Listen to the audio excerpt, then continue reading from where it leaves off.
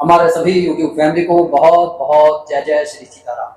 सीधा टॉपिक पर आ रहा हूँ कि उत्तर भारत में जेठ के महीने में जब गर्मी अपने प्रचंड रूप में होती है तब शुरू होता है नौतपा। ये साल के वो 9 दिन होते हैं जब गर्मी अपने चरम पर होती है। इस साल नौतपा 25 मई से शुरू हो रहा है और 2 जून तक चलेगा। इस दौरान चलने वाली तेज लू और झुलसा देने वाली धूप सीधे हमारे शरीर पर असर डालती है। ज्यादा पसीने के कारण शरीर से पानी और जरूरी मिनरल्स तेजी से बाहर निकल जाते हैं, जिससे डिहाइड्रेशन, कमजोरी, सिरदर्द और पाचन संबंधी परेशानियां आम हो जाती हैं। इस भीषण गर्मी से बचने और खुद को अंदर से ठंडा रखने के लिए हमारी डाइट का सही होना बेहद जरूरी है। नौतपा के दौरान इसलिए हमारे को ये खास तौर पर ध्यान देना है कि क्या खाना चाहिए। नौतपा के दौरान खाने का सबसे पहला नियम है कि ऐसा खाना खाएं जो पचने में हल्का हो और जिसमें पानी की भरपूर मात्रा हो। पानी से भरपूर मौसमी जो फल हैं और सब्जियां हैं, आप उनका सेवन कर सकते हैं। प्रकृति हमें मौसम के हिसाब से ही फल देती है। इन दिनों अपनी डाइट में आप तरबूज, खरबूजा, खीरा, ककड़ी और संतरा जैसी चीजें जरूर शामिल करें। इनमें 90% से ज्यादा पानी होता है जो शरीर में आपके ब्लड बैलेंस को बनाए रखता है। सब्जियों में लौकी, तोरई, कद्दू और टिंडा जैसी हरी सब्जियां खाएं जो पेट के लिए हल्की होती हैं। आप जैसे आप देख रहे होंगे कि देसी ड्रिंक्स हैं, बाजार के पैक जूस या कोल्ड ड्रिंक्स की बजाय घर के जो पारंपरिक ड्रिंक्स को ज्यादा डाइट के अंदर शामिल करेंगे तो बढ़िया रहेगा, जैसे कि छाछ और दही।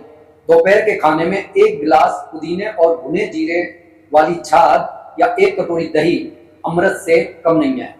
ये पेट में गुड बैक्टीरिया को बढ़ाती है और पाचन जो संबंधी काम को दुरुस्त करती है, मजबूत बनाती है। आप सेवन कर सकते हैं आम पन्ना का। कच्चे आम का पन्ना लू से बचाने का अचूक इलाज है। आप इसे घर में ही बनाइए। बने बनाए लेकर आएंगे तो उसमें केमिकल्स होते हैं। आप सत्तू का शरबत ले सकते हैं। चने का सत्तू ना सिर्फ शरीर को तुरंत ठंडक देता है बल्कि लंबे समय तक एनर्जी भी बनाए रखता है। आप ले सकते हैं नारियल का पानी और नींबू पानी। ये शरीर में इलेक्ट्रोलाइट्स की कमी को तुरंत पूरा कर देता है। हल्का और आसानी से जो पचने वाला खाना है वो आपको लेना चाहिए, जैसे कि अब दोपहर और रात के खाने में आप भारी खाने की जगह सादा और हल्का खाना खाएं। मूंग दाल की खिचड़ी, दाल, चावल, दलिया या पतली रोटी और हरी सब्जी सबसे अच्छा ऑप्शन है। नौतपा में किन चीजों से हमारे को परहेज करना है उसको भी जान लेते हैं। गर्मी के दिनों में कुछ चीजें हमारे शरीर का तापमान और बढ़ा देती हैं। आप देख रहे होंगे कि आपके मोबाइल पर भी बार बार ओवर हीटिंग के मैसेज आ रहे हैं। उसी तरीके से जब ओवर हीटिंग होती है तो पाचन तंत्र को वो धीमा कर देती है। अब इनमें आपको ध्यान ये रखना है कि ज्यादा मसालेदार तला भुना खाना, मिर्च मसाले, समोसे, कचौड़ी और प्रोसेस्ड फूड जो पचने में भारी है उनका सेवन ना करें। ये पेट में एसिडिटी और गर्मी को बढ़ाते हैं, जिससे आप दिन भर सुस्त और थका हुआ महसूस करेंगे। चाय और कॉफी की जो मात्रा है उसे आप कम कर दीजिए। इसके अंदर कैफीन होता है जो डायूरेटिक का काम करता है। इससे बार बार पेशाब आता है और शरीर में पानी की कमी हो सकती है, जबकि इस समय शरीर का डिहाइड्रेशन होना जो है हमारे लिए परेशानी का सबब बन सकता है। ज्यादा मीठी चीजें और शराब, ज्यादा चीनी वाले सॉफ्ट ड्रिंक्स और अल्कोहल भी डिहाइड्रेशन को बढ़ावा देते हैं। एक बात का खास तौर पर ध्यान दें, इन दिनों बासी और खुला हुआ खाना जो है, जो गर्मी में जो तेज तापमान होता है उसके कारण गलत बैक्टीरिया उसमें जल्दी पनपने लगते हैं।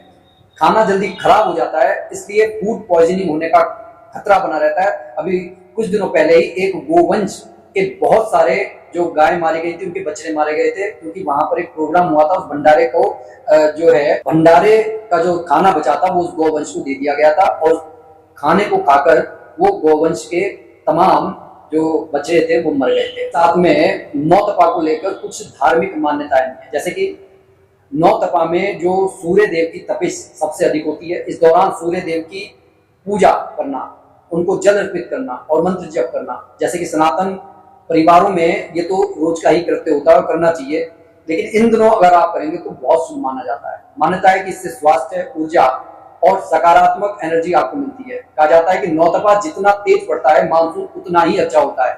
पुराने समय में किसान इसे अच्छी बारिश और बेहतर फसल का संकेत मानते थे।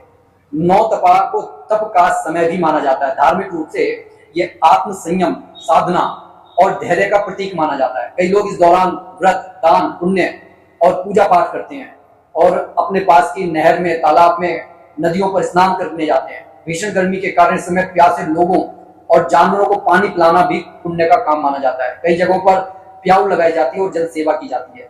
उत्तर भारत में जेठ के महीने में जब गर्मी अपने प्रचंड रूप में होती है, तब ये जो नौतपा शुरू होता है, ये साल के वो 9 दिन होते हैं जब गर्मी अपने चरम पर होती है। अब इस साल जैसे कि मैंने अभी शुरुआत में बता दिया कि 25 मई से शुरू होकर ये 2 जून को खत्म होने वाला है और ये शरीर को झुलसा देने वाला है, क्योंकि जो सीधी किरणें जमीन पर पड़ती हैं तो वो जानलेवा होती हैं।